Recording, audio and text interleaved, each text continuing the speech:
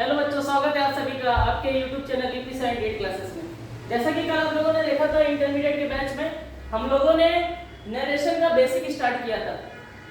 आज क्या है, आज आपकी ऑफलाइन क्लास नहीं हो पाएगी, तो इस वजह से हम आपको ये जो वीडियो है नरेशन का पार्ट 2, ये नरेशन का पार्ट 2 है। नरेशन हेडिंग पड़ी हुई है, आप लोगों को यहाँ दिखाई दे रहा है, ये नरेशन का पार्ट 2 है। ठीक है बेटा, तो नरेशन का पार्ट 2 हम लोग यहाँ पर आज वीडियो के माध्यम से आपको वीडियो दे रहे हैं, जिससे कि आपको ये पता चल सके कि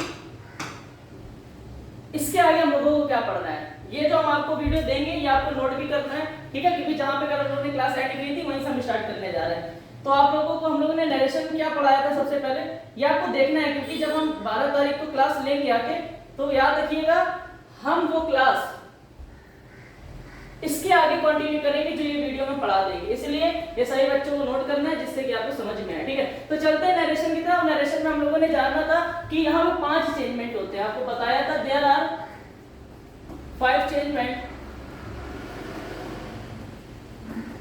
इन narration. There are 5 changement in narration, ये सभी हम लोगों ने कल यहाँ तक पढ़ा था। 5 चेंजमेंट हम लोगों को पढ़ना था। हम लोगों ने कौन कौन से चेंजमेंट सीखे थे बेटा? हम लोगों ने आपको बताया था कि 5 तरीके के चेंजमेंट होते हैं। एक तो असर्टिव सेंटेंस का चेंजमेंट, एक इंटेरोगेटिव का चेंजमेंट,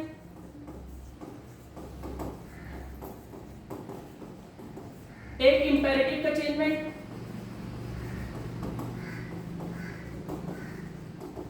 एक एक्सक्लेमेटरी का चेंजमेंट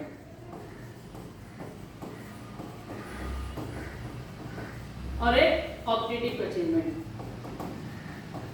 देखिए, हो सकता है कि इसमें आपको क्वालिटी अभी ढंग से ना दिखाई दे, लेकिन आपको हमारे फेस पे ज्यादा फोकस नहीं करना है, ठीक है, क्योंकि अभी लाइट वगैरह ज्यादा है नहीं, बस इसलिए बना दे रहे हैं जिससे कि आपका नुकसान ना हो। आपको सिर्फ और सिर्फ ये दिखाई देना चाहिए जो हम बोर्ड पे लिख रहे हैं। तो सभी बच्चों को यहाँ तक हमने बताया था कि कितने तरीके के चेंजमेंट हम लोगों को पढ़ने हैं। 5 तरीके के चेंजमेंट पढ़ने हैं। असर्टिव सेंटेंस का मैंने आइडेंटिफिकेशन आपको बता दिया था, क्या कि किसी सेंटेंस की स्टार्टिंग अगर सब्जेक्ट से हो और लास्ट में जाके क्या लगाओ, फुल स्टॉप, तो वो सेंटेंस कैसा होगा? असर्टिव सेंटेंस होगा। ठीक है, इंटेरोगेटिव सेंटेंस के बारे में भी हमने आपको बता दिया था। इंटेरोगेटिव सेंटेंस की नॉर्मल सी पहचान तो ये होती है कि लास्ट में क्वेश्चन मार्क लगा होता है। दूसरी चीज हमने आपको ये बताई थी, ये 2 तरीके के होते हैं। एक होता है शॉर्ट क्वेश्चन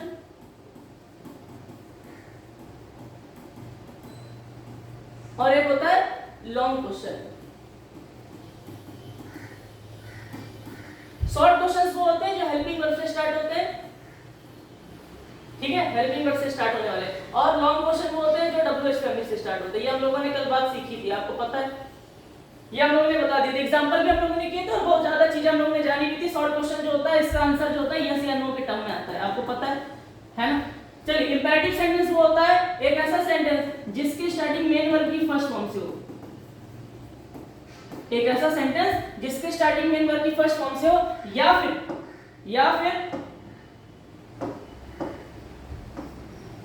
उस सेंटेंस में रिक्वेस्ट, ऑर्डर, सजेशन,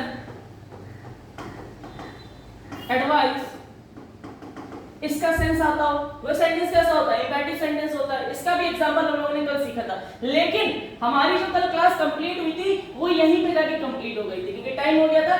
हम लोगों को जो आज अपनी क्लास स्टार्ट करनी है, मतलब जो हम लोगों को आज स्टार्ट करनी थी ऑफलाइन में, वो यहां से स्टार्ट करना था कि एक्सक्लेमेटरी सेंटेंस की पहचान क्या होती है और ऑब्जेक्टिव सेंटेंस की पहचान क्या होती है। तो सबसे पहले हम आपको बता दे रहे हैं पहचान कि एक्सक्लेमेटरी सेंटेंस की पहचान क्या होती है और ऑब्जेक्टिव सेंटेंस की पहचान क्या होती है। इसके बाद हम लोग चलते हैं कैसे चेंजमेंट आएंगे पेपर में, ठीक है। तो सबसे पहले एक्सक्लेमेटरी सेंटेंस होता क्या है? देखो, एक्सक्लेमेटरी सेंटेंस में एक चीज होता है इंटरजेक्शन साइन।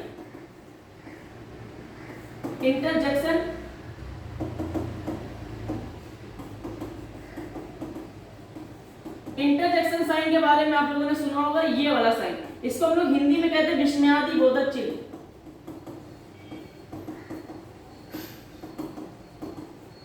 विस्मयादि बोधक चिन्ह। देखो, ये एक्सक्लेमेटरी सेंटेंस की पहचान की बात करें तो एक ऐसा सेंटेंस जहां पे एक्सक्लेमेटरी साइन दिखाई देती है वो सेंटेंस कैसा होगा? एक्सक्लेमेटरी सेंटेंस होगा। लेकिन यहां पर इंटरजेक्शन साइन के साथ साथ एक चीज और होती है जिसको हम लोग कहते हैं इंटरजेक्शन वर्ड। इसके कुछ ऐसे वर्ड्स भी हैं जो ऐसे इसमें यूज होते हैं, इंटरजेक्शन वर्ड्स। इसके कुछ ऐसे वर्ड्स भी हैं जो इसमें सेंटेंस में यूज बताते हैं कि हम एक्सक्लेमेटरी सेंटेंस है। ऐसे कौन कौन से वर्ड्स हैं जो पेपर में आपको देखने को मिलेंगे और कैसे पता करेंगे कि वो सेंटेंस हमारा एक्सक्लेमेटरी है। तो सबसे पहले हम आपको यहाँ पे बता दे रहे हैं कि इसकी पहचान। एक तो सबसे पहली चीज एक्सक्लेमेटरी सेंटेंस में क्या लग के आएगा, इंटरजेक्शन साइन लग के आएगा, और साथ ही साथ उस सेंटेंस में इंटरजेक्शन वर्ड का भी यूज होगा। कुछ लोग इसको एक्सक्लेमेटरी वर्ड कहते हैं, एक्सक्लेमेटरी वर्ड नहीं होता है, इंटरजेक्शन वर्ड होता है। इंटरजेक्शन वर्ड्स होते कौन कौन से आप लोगों ने सुना होगा, हेलास, हुर्रा, ओ, वाओ, आउच, फीफी, ब्रेवो, और भी बहुत सारे वर्ड्स ऐसे हैं जो एक्सक्लेमेटरी वर्ड इंटरजेक्शन वर्ड कहलाते हैं।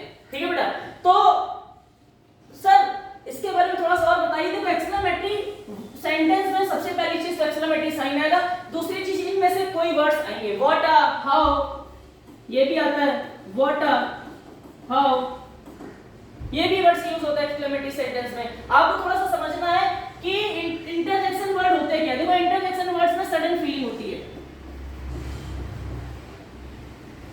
सडन फीलिंग,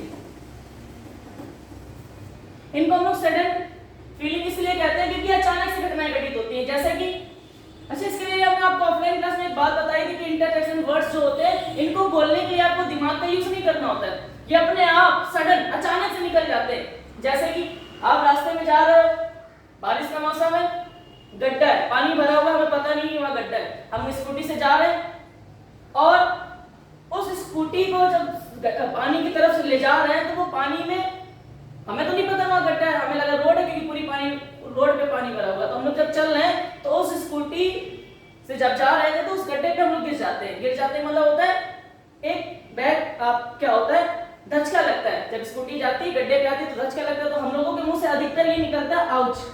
क्या निकलता है, आउच। लड़कियों के मुंह से अधिकतर निकलता है, लड़कों के मुंह से तो कुछ और निकलता होगा। लड़कियों के मुंह से क्या निकलता है अधिकतर, आउच। कुछ बच्चे भी कमेंट में ये भी पूछेंगे सर फीफी का मतलब क्या होता है। फीफी का मतलब होता है बेटा छीछी। फीफी मतलब होता है छीछी। कभी-कभार आप नहीं कहते छीछी, कोई भी चीज। जैसे कि कोई गांव का व्यक्ति आएगा और दिल्ली चला जाएगा और दिल्ली में जाकर वो इंडिया गेट देखेगा, तो गांव के व्यक्ति को ऐसे इंग्लिश ऐसा नहीं इंग्लिश नहीं आती है, आती है। तो जिस मान लीजिए वो गया, आप इधर आया, आपके मामी का लड़का गांव से, और आप उसको ले गए, दिल्ली में रहते हो आप, और उसको ले गए आप इंडिया गेट। और जब ऐसे ही वो इंडिया गेट गया तो इंडिया गेट को देख के कहता है what a place. What a place मतलब व्हाट का मतलब होता है क्या, क्या जगह है, मतलब थोड़ा एक्सप्रेशन, अचानक से जो एक्सप्रेशन आते हैं, सडन एक्सप्रेशन, सडन फीलिंग्स, यही क्या कहलाती है, इंटरजेक्शन वर्ड्स कहलाते हैं। बहुत सारी चीजें आप लोगों को देखना है। एलास देखो दुख के लिए आता है, हुर्रा खुशी के लिए आता है, सभी को पता है। ओ कभी कहते हैं ओ, है ना, ओ माय गॉड, इस तरीके से। वाओ कोई चीज आती है अचानक से तो कहते हैं वाओ नाइस, है ना। तो ये वाओ जो शब्द है ना, इसको बोलने के लिए आपको सोचना नहीं पड़ा था, ये अपने आप माइंड से निकला है। ये सडन वर्ड्स हैं, अचानक से निकलते हैं। और सडन वर्ड्स जो यूज होते हैं वो क्या कहलाते हैं, इंटरजेक्शन वर्ड कहलाते हैं। और इंटरजेक्शन वर्ड हमेशा किसमें यूज होते हैं, एक्सक्लेमेटरी सेंटेंस में यूज होते हैं। ठीक है, ध्यान रखिएगा। चलिए ऑब्जेक्टिव सेंटेंस क्या होता है, ऑब्जेक्टिव सेंटेंस क्या होता है इसके बारे में हम लोगों को जानना है। तो ऑब्जेक्टिव सेंटेंस जो होता है बेटा, एक ऐसा सेंटेंस जिसमें कोई विश करे या किसी भी हम पे करें, यह एक ऐसा सेंटेंस, अधिकतर जो इसको हमने देखा आपके एग्जाम में जो पूछा जाता है, इसकी स्टार्टिंग जो होती है मे से होती है। May you go to hell, ऐसा क्वेश्चन सुना होगा, मे यू। एक सेकंड रुकिएगा जरा।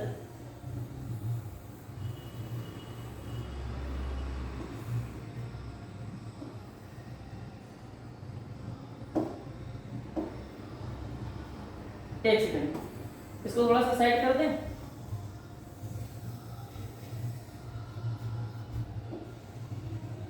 है ना, ये थोड़ा सा साइड चला गया है, इसको आप लोग नोट कर लीजिएगा, छोटा कर दिया इसको हमने, है ना। तो इसको जो है उठा के हम लोग यहाँ ले आते हैं।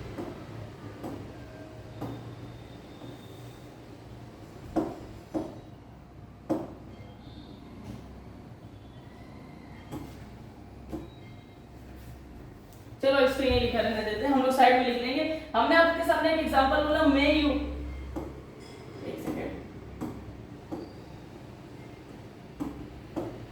एक एग्जांपल वर्क बोला मैंने, may you go to hello.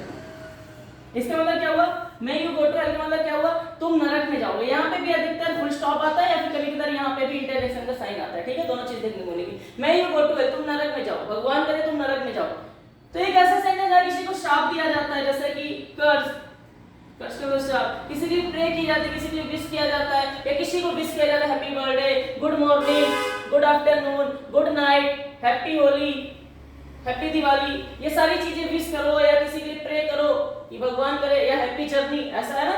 और या फिर एक ऐसा सेंटेंस जिसकी स्टार्टिंग में से होती है, वो सेंटेंस क्या कहलाता है, ऑप्टेटिव सेंटेंस कहलाता है। तो ये सारी पहचान थी जो कि आप लोगों को हमने बता दी। ऑफलाइन क्लासेस में इसको और अच्छे से डीपली हम लोग चीजों को समझेंगे, सारी चीजों की डिफिनेशन भी लिखते हैं हम लोग, असर्टिव सेंटेंस क्या होता है, इंटरोगेटिव सेंटेंस क्या होता है, डीपली हम लोग लिखते भी हैं। अभी हम लोग क्या कर रहे हैं, सिर्फ और सिर्फ इसका बेसिक पढ़ रहे हैं। ऑफलाइन क्लासेस में जब आप आओगे तो इसका हम पूरा लिखाएंगे। अभी हम लोग सिर्फ आपको पहचान बता रहे हैं, और जल्दी से हम लोग चाहते हैं कि नरेशन कंप्लीट हो, जिससे कि आपका एग्जाम जो आप ईयरली उसमें आप अच्छे से नंबर ला सको। चलिए, ये पहचान हमने सीख ली। तो सबसे पहले जो चेंजमेंट हम लोग करेंगे, सबसे पहला जो चेंजमेंट हम लोग करेंगे बेटा, वो कौन सा करेंगे? सबसे पहला जो चेंजमेंट होगा वो होगा असर्टिव सेंटेंस का चेंजमेंट। कौन सा चेंजमेंट होगा? असर्टिव सेंटेंस का। असर्टिव असर्टिव सेंटेंस का चेंजमेंट हम लोग करेंगे, ठीक है। असर्टिव सेंटेंस के बारे में हमने सबसे पहले आपको बता दिया था। सबसे पहले तो आपको ये पता होना चाहिए कि असर्टिव सेंटेंस होता क्या है। असर्टिव सेंटेंस होता क्या, ये सबसे पहले आपको चीज पता होनी चाहिए। असर्टिव सेंटेंस के बारे में हमने आपको बताया था, एक ऐसा सेंटेंस जिसकी स्टार्टिंग सब्जेक्ट से हो। अब सब्जेक्ट क्या होता है ये भी आपको पता होना चाहिए। और लास्ट में क्या लिखा हो, एक सेकंड रुकिए जरा, जिसकी स्टार्टिंग सब्जेक्ट से हो,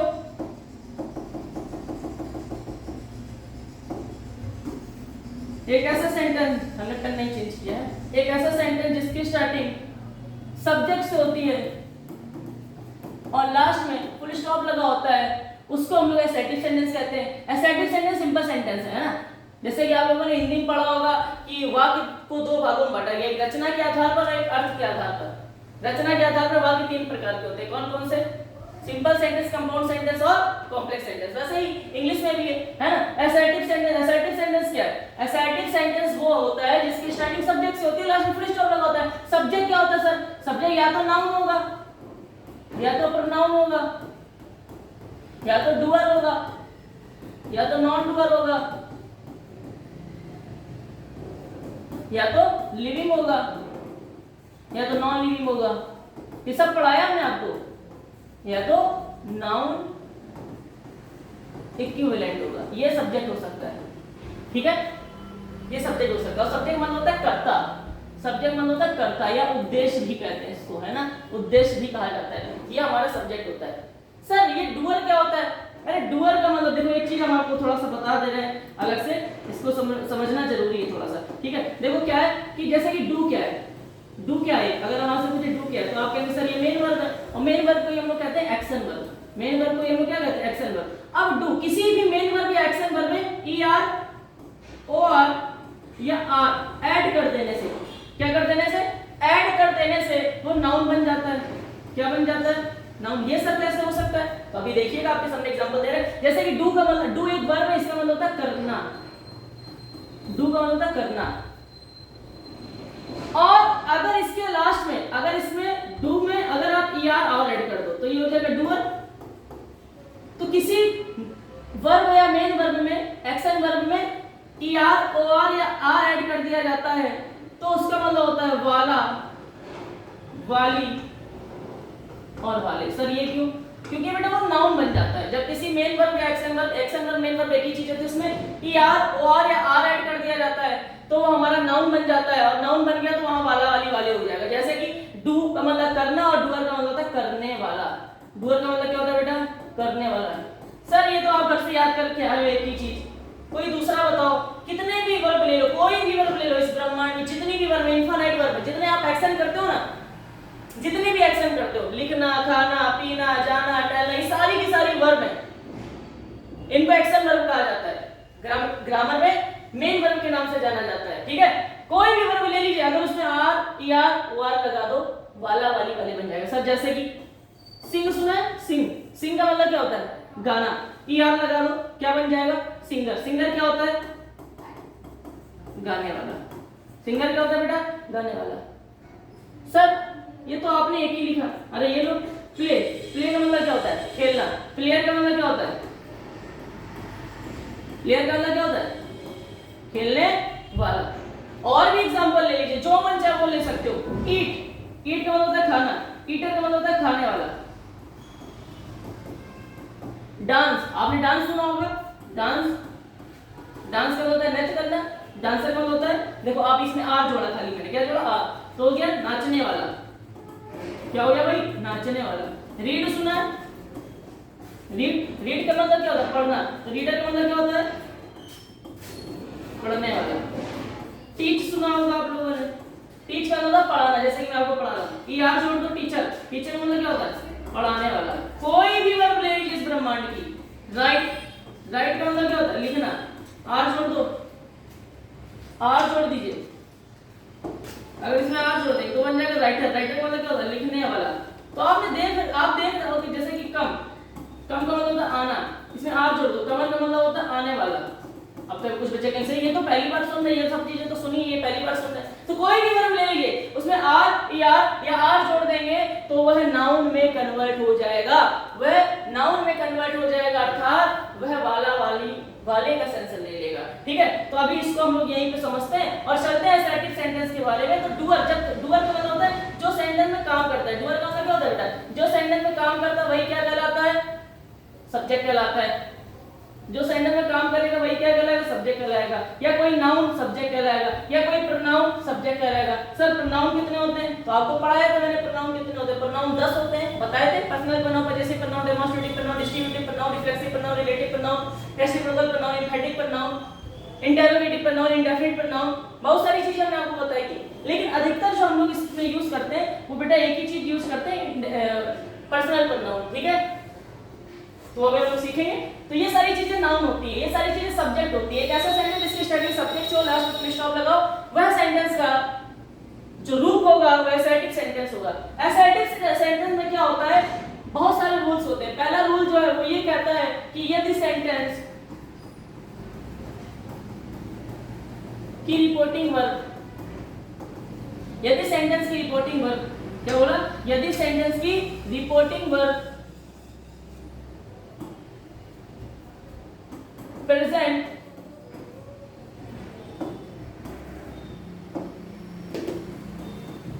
या फ्यूचर टेंस की होगी तो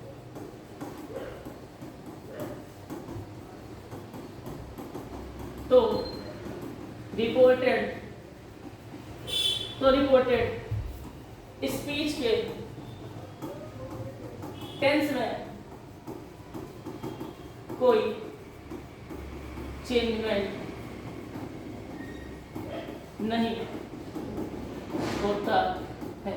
सर ये क्या बोल रहे हो आप? अरे सिंपल सी चीज है, अगर रिपोर्टिंग वर्ब प्रेजेंट या फ्यूचर टेंस की होगी तो उसका जो रिपोर्टेड स्पीच है उसके टेंस में कोई चेंजमेंट नहीं होगा। सर ये तो बात हम आपकी समझ रहे हैं। कुछ बच्चों को तो बेचारों को अभी यही नहीं पता होगा सर रिपोर्टिंग और रिपोर्टेड स्पीच क्या होता है। तो मैंने कल वाली क्लास में बताया था, अभी नहीं बता पाएंगे, अभी नहीं बता पाएंगे। ठीक है, लेकिन पढ़ाते टाइम बता देंगे। अभी थोड़ा सा देखो, इधर आप लोग देखिए जरा, मेरी बात समझने की कोशिश करो। मैंने क्या कहा? यदि सेंटेंस की रिपोर्टिंग वर्ब प्रेजेंट या फ्यूचर टेंस की होगी तो रिपोर्टेड स्पीच के टेंस में चेंजमेंट नहीं होगा।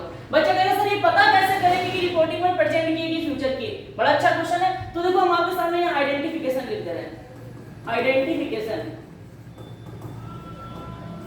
अगर जो बच्चे ऑनलाइन देखेंगे इस वीडियो को तो वो टेंशन मत लो, कुछ समय बाद 10 से 15 दिन बाद हमारा ऑनलाइन कोर्स भी आने वाला है YouTube पे, फ्री ऑफ कॉस्ट। आप लोग पढ़ सकते हैं YouTube पे भी, कोई दिक्कत की बात नहीं। आइडेंटिफिकेशन क्या होता है? आइडेंटिफिकेशन का मतलब पहचान। कैसे पहचानेंगे कि रिपोर्टिंग वर्ब प्रेजेंट या फ्यूचर टेंस की? देखो हम सबसे पहले यहाँ लिखने जा रहे हैं प्रेजेंट टेंस की। किसकी लिखने जा रहे हैं?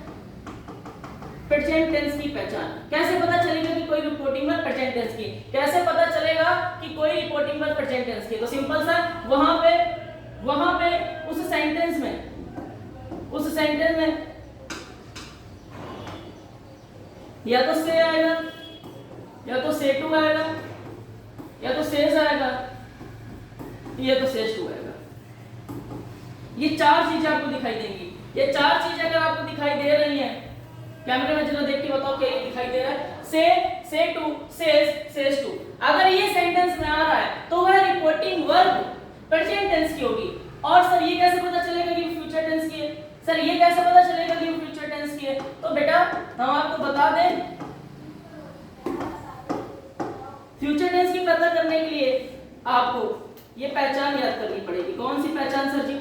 पहचान ये है, पहचान ये है कि बेटा वहां सेल से, विल से, सेल से टू और विल से टू, इतनी चीज आई होगी, इतनी चीज आई होगी तो समझ जाना वो रिपोर्टिंग वर्ब फ्यूचर टेंस की है। क्या क्या? सेल से, विल से, सेल से टू या विल से टू अगर आया है तो आप ये समझ जाइएगा कि वो जो रिपोर्टिंग वर्ब है वो किस टेंस की है। वो जो रिपोर्टिंग वर्ब है बेटा वो किस टेंस की है?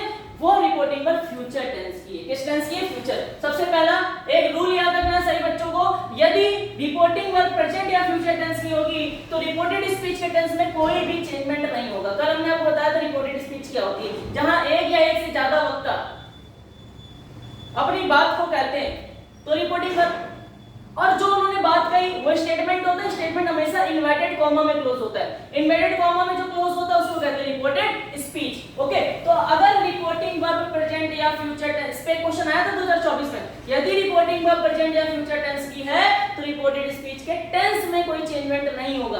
पता कैसे करते हैं भैया? प्रेजेंट टेंस की पता कैसे करते हैं कि वहां पे सेल से, sorry say to, says to. Future tense की कैसे पता करते हैं? सेल से, विल से, सेल से टू, विल से टू आया होगा। समझ जाइएगा सेंटेंस हमारा किस टेंस का है। ठीक है, अब चलते हैं हम आपकी तरफ कि रिपोर्टिंग वर्ब में चेंजमेंट क्या क्या होता है। रिपोर्टिंग वर्ब में चेंजमेंट क्या क्या होता है? जैसे कि सर, जैसे कि मैंने कहा रिपोर्टिंग, यहाँ पे मैं हेडिंग डाला हूं रिपोर्टिंग वर्ब में changement, changement in reporting verb. अगर रिपोर्टिंग वर्ब प्रेजेंट टेंस की है, अगर रिपोर्टिंग वर्ब प्रेजेंट टेंस की है तो सबसे पहले आप सभी बच्चे पूछ रहे हैं ये बताओ प्रेजेंट टेंस की कैसे पता करेंगे वो प्रेजेंट टेंस की है? क्या क्या आएगा वहां पे? या तो से आएगा, या तो से टू आएगा, या तो सेज आएगा, या तो सेज टू आएगा। ओके, देन उस समय रिपोर्टिंग वर्ब को कैसे चेंज किया जाता है? तो से को से में ही बदलते हैं, ध्यान रखना। से टू को टेल में बदल देते हैं, ये ध्यान रखना, ये चीजें याद नहीं। अगर से आएगा तो से को सिर्फ से में ही चेंज करना, से टू आएगा तो से टू को टेल में चेंज कर देना। फिर सर सेज अगर आ जाए तो सेज का सेज ही रहेगा, और अगर सेज टू आ गया तो सेज टू को टेल्स में चेंज कर देना। किसमें चेंज कर देना? टेल्स में। और एक इंपॉर्टेंट बात और, उससे पहले हम आपको ये बता दें, अच्छा सर ये तो पता चल गया अगर प्रेजेंट टेंस की रिपोर्टिंग वर्ब होगी तो ये चेंजमेंट होगा। क्या करते टाइम? इनडायरेक्ट करते टाइम। क्या करते टाइम? इनडायरेक्ट करते टाइम। इनडायरेक्ट करते समय क्या क्या चेंजमेंट होगा? से का सेज ही रहेगा, सॉरी से का से ही रहेगा, से टू का टेल हो जाएगा, सेज का सेज ही रहेगा और सेज टू का टेल्स हो जाएगा। ये आप लोगों को मेरी बात को क्या करना है? याद रखना है। ठीक है, अब हम बताते हैं यहाँ पे कि अगर रिपोर्टिंग वर्ब फ्यूचर टेंस की है, अगर रिपोर्टिंग वर्ब फ्यूचर टेंस की है तब क्या होगा? कोई दिक्कत नहीं है, सिंपल है। सेल से का सेल से ही रहेगा, सेल से टू का सेल टेल हो जाएगा, विल से का विल से ही रहेगा, और विल से टू का विल और से टू किस में चेंज कर देते? टेल में। ये ध्यान रखेंगे हम लोग। ठीक है, अगर रिपोर्टिंग वर्ब प्रेजेंट की होगी इनडायरेक्ट करते टाइम रिपोर्टेड स्पीच के टेंस में कोई चेंजमेंट नहीं होगा, लेकिन रिपोर्टिंग वर्ब में चेंजमेंट होगा। क्या चेंजमेंट होगा? से का से ही रहेगा, से टू का टेल हो जाएगा, सेज का सेज ही रहेगा, सेज टू का टेल्स हो जाएगा। ओके, अगर फ्यूचर की होगी तो क्या चेंजमेंट होगा? सेल से का सेल से ही रहेगा, सेल से टू का सेल टेल हो जाएगा, विल से का विल से ही रहेगा और विल से टू का विल टेल हो जाएगा। इतनी बात ध्यान रखनी है। और एक सबसे बड़ी जो बात है बेटा, एक सबसे बड़ी जो बात है वो क्या है? वो अभी हम आपको 2 मिनट में बता रहे हैं। इसको जरा साइड में कर दें, इसको साइड कर देना जरा, छोटा साइड का मतलब होता है छोटा कर दें, है ना। यहाँ एक बात लिखने जा रहा हूं मैं आपके लिए, क्या कि अगर सेंटेंस असर्टिव है, अगर सेंटेंस असर्टिव है, असर्टिव का मतलब क्या हुआ सर? अरे वही सेंटेंस जिसकी स्टार्टिंग सब्जेक्ट से होगी और लास्ट में फुल स्टॉप लगा होगा। उस समय क्या करना है, देखो अलग अलग चेंजमेंट होते हैं। इंटेरोगेटिव होगा तो कॉमा इन्वर्टेड कॉमा को हटा के इफ या वेदर में चेंज करेंगे तो हेल्पिंग वर्ब से स्टार्ट होगा। तो अभी हम लोग वो नहीं सीख रहे, अभी असर्टिव सीख रहे हैं। अगर सेंटेंस असर्टिव है तो ध्यान रखना कॉमा, एक सेकंड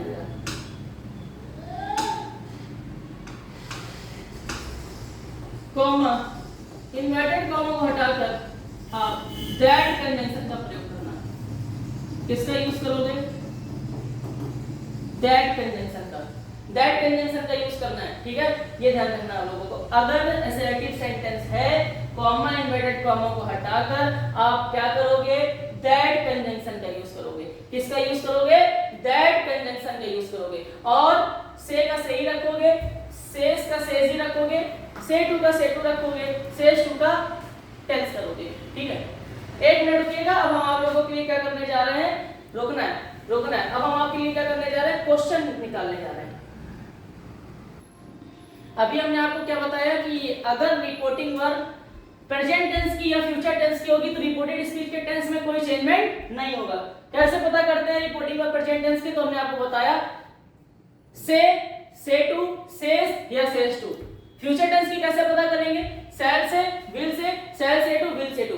आपके सामने हम एक्सरसाइज लेके आए हुए हैं और इस एक्सरसाइज में हम आपको दिखाना चाहते हैं, ये एक्सीलेंट का प्रैक्टिस एक्सरसाइज है, ध्यान से देख लीजिए।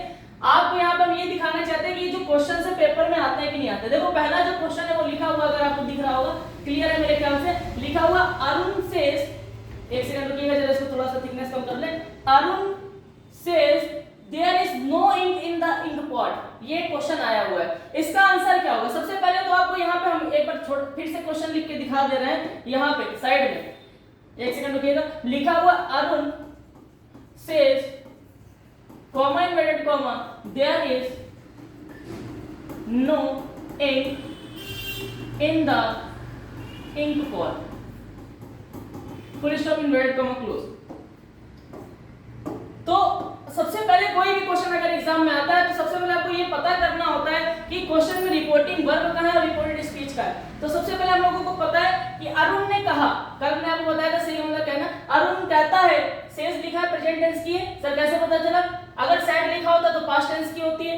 सैड का मतलब कहा, सेज का मतलब कहता है, से का मतलब कहता है, विल से का मतलब कहेगा, शैल से का मतलब भी होगा, कहेगा, ठीक है। सर ये क्या होता है? जैसे कि सेज कब आता है? अच्छा एक चीज और समझो, और सेज टू कब आता है? दोनों का मतलब सेम होता है, दोनों का मतलब सेम होता है, कहता है, कहता है, दोनों मतलब सेम होता है, कहता है। देखो सेज तब आता है जब सेज के बाद कोई ऑब्जेक्ट नहीं लिखा होगा। सेज तब आएगा जब सेज के आगे कोई ऑब्जेक्ट नहीं लिखा होगा, और सेज टू तब आएगा जब सेज टू के आगे कोई ऑब्जेक्ट लगा होगा। क्योंकि ये जो टू है ये रिलेशन बताता है, ये टू बताता है कि किसी से कहा है, किससे कहा है वो ऑब्जेक्ट के रूप में उसके आगे लिख के आएगा। तो टू तब आता है जब इसके आगे कोई ऑब्जेक्ट लिखा होगा, वरना सेज अगर आया है तो समझ जाइए उसके आगे ऑब्जेक्ट नहीं होगा। आप क्वेश्चन देखिए, आपको क्वेश्चन में दिखाई भी दे रहा होगा, आप क्वेश्चन की तरफ देखिए, आपको क्वेश्चन में दिखाई भी दे रहा होगा। सेज और सेज टू में कोई डिफरेंस नहीं है बेटा। सेज तब आता है जब सब्जेक्ट सिंगुलर होता है, जब सब्जेक्ट सिंगुलर होता है, और उसके आगे अगर टू नहीं लिखा है तो समझ जाना आगे ऑब्जेक्ट नहीं लिखा है। सेज टू तब आता है जब सब्जेक्ट प्लूरल होता है, सॉरी, सेज टू तब आता है जब सब्जेक्ट सिंगुलर होगा और साथ ही साथ इस टू के आगे एक ऑब्जेक्ट भी लिखा होगा। क्योंकि ये जो टू है ये रिलेट करता है, बताता है कि हम किसी को कुछ कह रहे हैं। अच्छा से टू कब आता है? सर आप से टू, से का मतलब भी वही होता है, सेज और से में कोई डिफरेंस नहीं। जैसे मैंने कहा गो और गोज, अब इन दोनों का मतलब होता है जाना, जाता। वैसे इसका मतलब जाता, जाना एक नॉन फाइनाइट वर्ब है, ना लगा हुआ है, इन्फिनिटिव टू गो लिखा जाता है, लेकिन अभी हम इसको मान लेते हैं जाता। गो और गोज का मतलब दोनों मतलब जाता होता है। गो तब आता है जब सब्जेक्ट क्या होता है? प्लूरल, और गोज तब आता है जब सब्जेक्ट क्या होता है? सिंगुलर। वही कहानी सेम टू सेम कहां चलेगी? वही कहानी सेम टू सेम यहां भी चलेगी। सेज तब आता है, सेज तब आता है जब सब्जेक्ट सिंगुलर होगा। सेज टू तब आएगा जब सब्जेक्ट सिंगुलर होगा, साथ ही साथ टू के आगे एक ऑब्जेक्ट भी लिखा होगा। क्यों? क्योंकि ऑब्जेक्ट टू जो है ये रिलेट करता है कि हमने किसी से कहा, नहीं जैसे कि आप लोग लिखते हो एप्लीकेशन लिखते हो to the principal the principal या टू द बैंक मैनेजर, है ना। टू कब लगाया जाता है? जब किसी के बारे में बताया जाता है। तो टू इसलिए आता है सेज के बाद, तभी आएगा जब इसके आगे कोई ऑब्जेक्ट लिखा होगा, अर्थात किसी के बारे में बताया जा रहा होगा। से देखो, से और से टू कब आता है? से और से टू कब आता है? देखिए जरा, से कब आएगा? से आएगा जब सब्जेक्ट प्लूरल होगा। ध्यान से इस बात को लिख लेना बेटा, ये सारी छोटी छोटी चीजें पेपर में काम आती हैं, बच्चा समझ नहीं पाता है। जब सब्जेक्ट प्लूरल होगा, इसके आगे अगर टू नहीं लिखा है तो समझ जाइए बस इतना ही, आगे चल के कॉमा इन्वर्टेड कॉमा लग के रिपोर्टेड स्पीच आ जाएगी। लेकिन अगर कहीं पे से टू आया होगा तो 110% सब्जेक्ट तो प्लूरल होगा ही होगा, क्योंकि से टू लिखा है और टू लिखा है, इसका मतलब इसके आगे क्या होने वाला है? ऑब्जेक्ट होने वाला है। क्यों? क्योंकि टू क्या करेगा? रिलेट करेगा किसको? किसी ना किसी को। जैसे कि एग्जांपल मैंने यहाँ लिखा हुआ है, आपको सारी चीजें यहाँ पे हम रफ करके सबसे पहले एग्जांपल की तरफ चलते हैं। थोड़ा सा समझाने में टाइम लगेगा क्योंकि इस बार हमने बहुत सारी चीजें आपको नहीं सिखाई है, क्योंकि पहले जब पढ़ाए थे तो ये सब नहीं बताए थे। से में क्या डिफरेंस होता है, से टू ही क्यों आता है, टू कब आता है, अभी हमने बता दिया। ठीक है, पहला क्वेश्चन यहाँ लिखा हुआ, अरुण सेज, अरुण कहता है देयर इज नो इंक नहीं है इन द इंक पॉट, इस इंक पॉट में इंक नहीं है, इस इंक पॉट में इंक नहीं है, अरुण कहता है। अब अरुण किससे कहता है ये यहाँ पर नहीं पता है। और देखो अरुण सिंगुलर है कि नहीं है? सिंगुलर है, और अगर सिंगुलर है तो मैंने क्या कहा था? सेज आएगा, आया हुआ है। सर यार टू क्यों नहीं लगा? क्योंकि यहाँ ये नहीं पता ये किससे कह रहा है। अगर ये इस तरीके से होता, Arun says to Vimal, to, अब यहाँ पे टू आएगा, क्यों? क्योंकि ये पता है यहाँ पे किससे कह रहा है? विमल से कह रहा है। लेकिन यहाँ पे टू इसलिए नहीं है। कुल मिला के आपको मेरी बात समझ में आ गई होगी कि टू कब आता है और टू कब नहीं आता है। ठीक है, सेज और से दोनों का मतलब कहता ही होता है।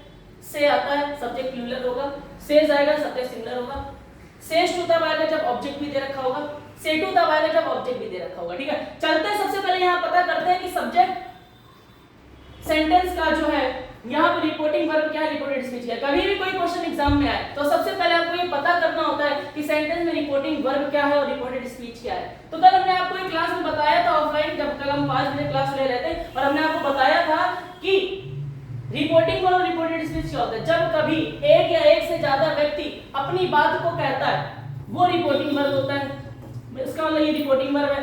अब कोई ना कोई बात कही होगी, जब कभी कोई बात किसी ने कही किसी से या कुछ कहा, तो जब कुछ कहता है तो वो एक स्टेटमेंट होता है। स्टेटमेंट इन्वर्टेड कॉमा में क्लोज होता है। ये देखिए ये जो वाक्य लिखा हुआ है ये इन्वर्टेड कॉमा में लिखा हुआ है। अरुण कहता है, अब अरुण ने जो कहा, क्या कहा कि इस इंक पॉट में इंक नहीं है, तो जो बात कही वो जो बात होती है वो स्टेटमेंट होती है। स्टेटमेंट हमेशा इन्वर्टेड कॉमा में क्लोज होता है, और इन्वर्टेड कॉमा में जो सेंटेंस क्लोज होता है मेरे प्यारे बच्चों, उसी को हम लोग कहते हैं रिपोर्टेड स्पीच। उसी को क्या कहते हैं? Reported speech. इसका आंसर क्या होगा सर बच्चे जरा बताओ। इसका आंसर सिंपल सा चेंजमेंट करना है। अरुण, मैंने क्या कहा इंडायरेक्ट करते टाइम से का सही रहता है, से टू का टेल हो जाता है, सेज का सेज ही रहेगा। तो Arun says, comma inverted comma change हो जाएगा दैट में, अरुण सेज दैट।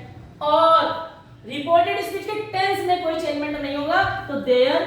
सर इस एमआर को वॉज वर्ब में चेंज कर दो ना, वो तो आगे सीखेंगे हम लोग जब पास्ट टेंस की रिपोर्टिंग वर्ब होगी। अभी कोई चेंजमेंट नहीं होगा। क्यों? क्योंकि हाँ एक बात बताना भूल गया, सबसे पहले ये पता करना रिपोर्टिंग वर्ब रिपोर्टेड स्पीच क्या है, पता कर लिया। उसके बाद ये पता करो रिपोर्टिंग वर्ब किस टेंस की है।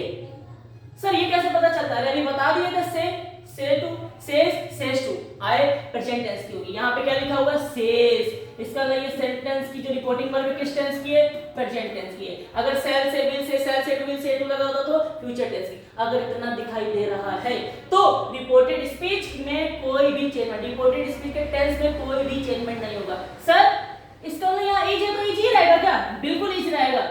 वॉच नहीं करेंगे क्या? नहीं करेंगे। क्यों? क्योंकि ये रिपोर्टिंग वर्ब किस टेंस की है? प्रेजेंट टेंस की है। फ्यूचर की होती तब भी चेंजमेंट ना होता।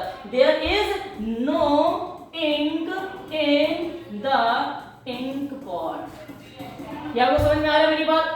ये समझ में आ गया। इसी तरीके से अब इसको हम देखो ये क्वेश्चन को रफ कर रहे हैं, यहाँ क्वेश्चन लिखे हुए हैं बेटा, ये क्वेश्चन सामने लिखे हैं, इसके हम लोग आंसर जल्दी जल्दी आपसे बताने जा रहे हैं और कमेंट में आपको बताना है बेटा, ठीक है, कि ये वीडियो कैसी लगी और कौन कौन सी चीजें आपने नहीं सीखी जो मैंने ऑफलाइन में नहीं पढ़ाई थी, वो नया क्या बताया है वो आपको बता रहे हैं। चलिए यहाँ पे लिखा हुआ the teacher says comma inverted comma the girl was lazy. Teacher कहता है द गर्ल वाज लेजी, लड़की आलसी है। सबसे पहले तो ये बताओ ये सेंटेंस की रिपोर्टिंग वर्ब क्या क्या है? तो आप सभी बच्चे कहेंगे सर जी ये सेंटेंस की जो रिपोर्टिंग वर्ब है वो ये है कि the teacher says he sentence की रिपोर्टिंग वर्ब है, और द गर्ल वाज लेजी ये क्या है? रिपोर्टेड स्पीच है। Very good. इसके बाद ये पता करके बताइए कि इसकी रिपोर्टिंग वर्ब किस टेंस की है। तो यहाँ सेज लिखा हुआ है, ध्यान से देखो, ध्यान से देखिए बेटा, यहाँ सेज लिखा हुआ है, और अगर सेज लिखा हुआ है तो आपको एक बात, यहाँ देखो हम थोड़ा इसको बड़ा कर दे रहे हैं, ये देखिए द टीचर, इसको हटाना है, इसको हटा दे रहे हैं, अब थोड़ा सा आपको ज्यादा क्लियर होगा। यहाँ लिखा हुआ द टीचर सेज, थोड़ा सा एक सेकंड और रुकिएगा जरा, इस पेन को थोड़ा पतला कर दे रहे हैं। ये लिखा हुआ the teacher says the girl was lazy, ये लिखा हुआ है कि नहीं लिखा हुआ है? ठीक है, तो द टीचर सेज यहाँ पे रिपोर्टिंग वर्ब हो गई, द गर्ल वाज लेजी यहाँ रिपोर्टेड स्पीच हो गई। ये कैसे पता चलेगा रिपोर्टिंग वर्ब किस टेंस की? बेटा पहचान याद करनी पड़ेगी। अभी के लिए बताओ जरा कमेंट में, आप सभी लोग कमेंट करना है बाद में। ये सेज किस टेंस में आता है? ये सेज किस टेंस में आता है बेटा? सेज किस टेंस में आता है? बताओ जल्दी बताओ। सेज आता है प्रेजेंट टेंस में। इसका मतलब सर जी ये बात समझ में आ रही है हमको कि रिपोर्टिंग वर्ब जो है सेकंड सेंटेंस की किस टेंस की है? प्रेजेंट टेंस की है। सर कैसे पता? सेज लिखा हुआ है, और अगर प्रेजेंट टेंस की है तो रिपोर्टेड स्पीच के टेंस में कोई चेंजमेंट नहीं होगा। तो इसका आंसर क्या होगा? द टीचर, सेज का सेज ही होता है बेटा, आपको पता है। दैट, कॉमा इन्वर्टेड कॉमा को हटा के क्या लगाते हैं? That the girl. Sir was verb को हम लोग हेडिंग में चेंज करते हैं, लेकिन यहाँ नहीं करना है ना बेटा, वो आगे चल के सिखाएंगे। यहाँ क्यों नहीं करना है? क्योंकि रिपोर्टिंग वर्ब प्रेजेंट टेंस की है, और अगर प्रेजेंट या फ्यूचर की होगी तो रिपोर्टेड स्पीच के टेंस में कोई चेंजमेंट नहीं होगा। तो the girl was lazy, full stop. ठीक है, तीसरा क्वेश्चन देखो, ये आपके लिए घर के लिए कर क्या आना? The principal says comma inverted comma Sneha will fail, ये कर क्या आना? चौथा वाला देखो जरा, थोड़ा सा लास्ट क्वेश्चन है आज की क्लास का, पांचवा छठा, ये आपको खुद करना है घर से, पांचवा छठा खुद करना है। चौथा क्वेश्चन देखो क्या लिखा हुआ? मुकेश विल से, मुकेश कहेगा डिनर इज रेडी, खाना तैयार है, डिनर तैयार है। मुकेश विल से comma inverted comma dinner is ready. सबसे पहली बात हम आपसे ये पूछने जा रहे हैं बेटा, सेंटेंस की रिपोर्टिंग वर्ब क्या है? सेंटेंस की रिपोर्टिंग वर्ब क्या है? सबसे पहले तो यही बताओ, सबसे पहले रिपोर्टिंग वर्ब क्या है? तो सभी बच्चे कहेंगे सर जी मुकेश विल से, ये जो लिखा हुआ है ये रिपोर्टिंग वर्ब है। डिनर इज रेडी जो लिखा हुआ है ये रिपोर्टेड स्पीच है। वेरी गुड, बहुत बढ़िया। अच्छा ये तो बता दो बेटा इसकी रिपोर्टिंग वर्ब किस टेंस की है? सर ये नहीं पता है, तो पता होना चाहिए ना बेटा। सेल से, विल से, सेल से टू, विल से टू अगर आ रहा है तो रिपोर्टिंग वर्ब फ्यूचर टेंस की होगी। और यहाँ पे क्या आया हुआ है? विल से आया हुआ है, विल से आया, इसका मतलब ये रिपोर्टिंग वर्ब किसकी है? फ्यूचर टेंस की। सर आपने तो कहा था फ्यूचर में भी टेंस चेंजमेंट नहीं होता। बिल्कुल सही कहा था, हमने ये बोला था कि प्रेजेंट टेंस की हो या फ्यूचर टेंस की हो, रिपोर्टेड स्पीच के टेंस में चेंजमेंट नहीं होगा। सर इसका मतलब यहाँ पे भी नहीं होगा? बिल्कुल नहीं होगा। तो इसका आंसर क्या होगा? मुकेश विल से।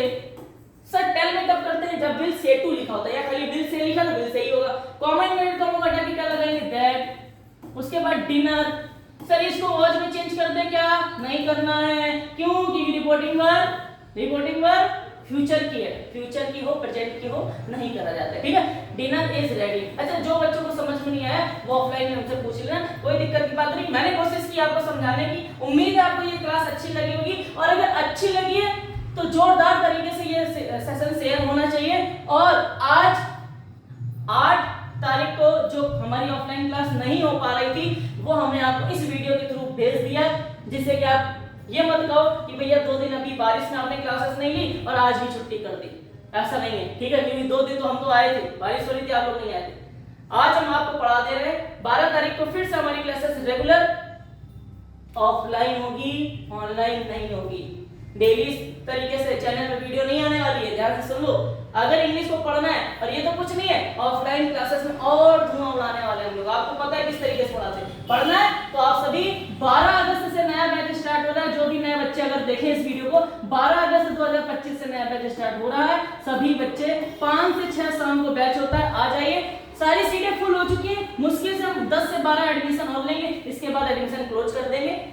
बढ़िया तरीके से पढ़ाएंगे, सारी चीजें क्लियर करेंगे। बहुत सारे बच्चों को चीजें क्लियर हो गई हैं। इसका स्क्रीनशॉट ले लो बेटा, जरा इसका स्क्रीनशॉट ले लीजिए, जिससे कि आपको जो है ये क्वेश्चन घर से करके आना है।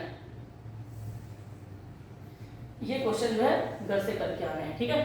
इसको जो है छोटा कर दे रहे हैं, 1 सेकंड का टाइम देना जरा।